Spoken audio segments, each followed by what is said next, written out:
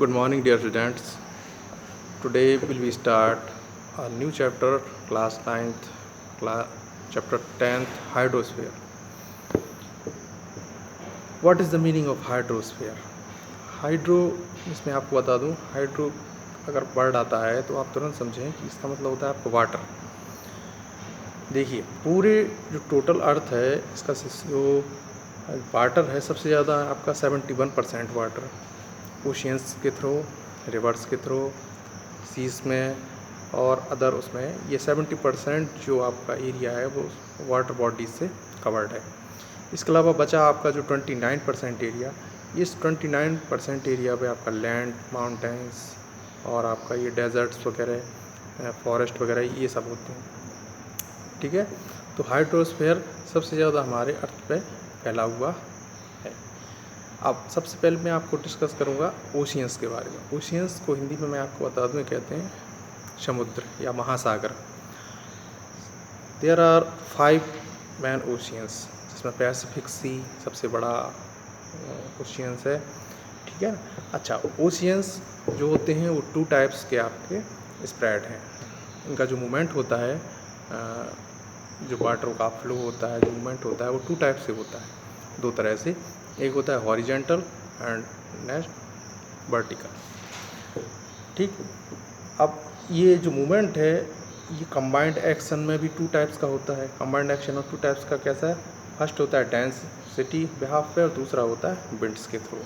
तो विंड्स के थ्रू और डेंसिटी के थ्रू ये जो मूवमेंट होता है, डेंसिटी में होता है पार्टिकुलर और विंड्स के होता है हॉरिजेंटल मूवमेंट्स।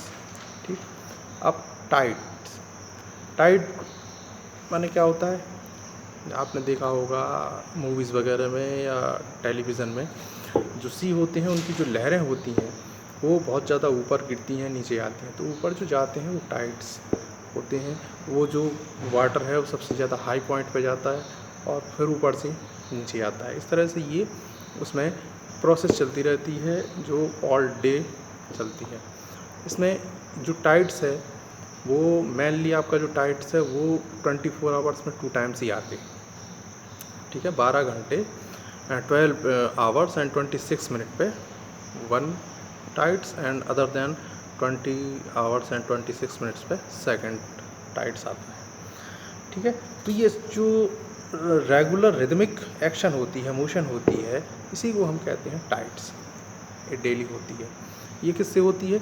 ये मून के, चंद्रमा के और अर्थ के ग्रेविटेशनल फोर्स के द्वारा ही ये टाइड्स आते हैं। तो इनकी एक्शन से ही ये होते हैं।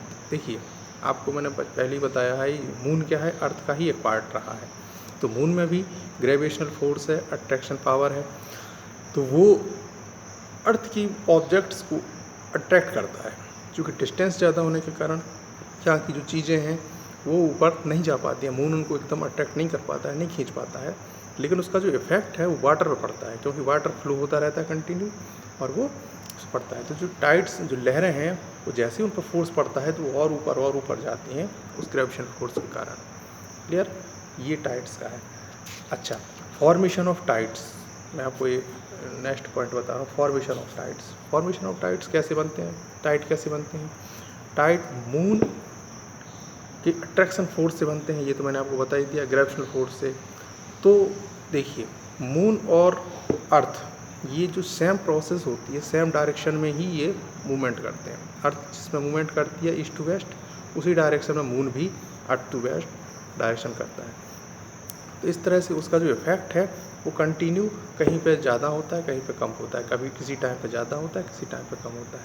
इस तरह से वो इफ़ेक्ट करता है और उसी सीरीज़ में ये टाइड्स कभी हाई होते हैं, कभी लो होते हैं। फॉर्मेशन ऑफ टाइड्स का मैंने आपको बताया। ठीक है, अच्छा, मून चूँकि स्मॉल है, अर्थ के नियर है, तो ये ग्रेविटेशनल फोर्स इस पर आराम से डालता है और इसकी जो वाटर है उस पर ज़्यादा इफेक्ट पड़ता है। क्लियर? तो ग्रेविटेशनल फोर्स से ये पुल्ड करता है चीज़ों को। ठीक है ना? अब मैं आपको बताऊँ पैटर्न ऑफ टाइड्स। टाइड्स के जो पैटर्न हैं वो कैसे होते हैं? टाइड का पैटर्न्स मैंने आपको पहले बताया, 12 आवर्स 26 मिनट्स पे एक टाइड आता है और दूसरा आएगा आपका 12:26 पे 2। तो ये जो टाइमिंग है ये 7:56 7 आवर्स ये 7:26 पे आपका ये PM पे और 7:26 AM पे ये आपके अल्टरनेटिव टाइड्स आते हैं। इसमें ये हाईएस्ट पॉइंट पे ये ऊंचे जाते हैं। तो 24 आवर्स में 2 टाइड्स आते हैं, ये चीज़ आप ध्यान रखें। अच्छा, सबसे अभी तक जो मेज़र किया गया है सबसे हाईएस्ट टाइड वो है कनाडा में, ये 15 to 20 मीटर अप राइज हो चुकी है। सबसे हाईएस्ट ये मेज़र किया गया है, रिकॉर्ड किया गया है 25 मीटर, 25 यानी 25 मीटर तक ये हाईएस्ट टाइड ऊंचे जा सकते हैं, ठीक है ना। तो ये एवरीडे ये पहला टाइड आता है आपका 7:26 PM पे और दूसरा टाइड आता है 7:52 AM पे, ठीक है ना। तो ये इसलिए आते हैं क्योंकि मून के साथ ही, अर्थ के साथ ही मून भी उसी डायरेक्शन में रोटेट हो रहा है। क्लियर। तो ये लैप्स हो जाते हैं 24 आवर्स में। क्लियर। नेक्स्ट वीडियो में आपके इसके में नेक्स्ट आगे का बताऊँगा।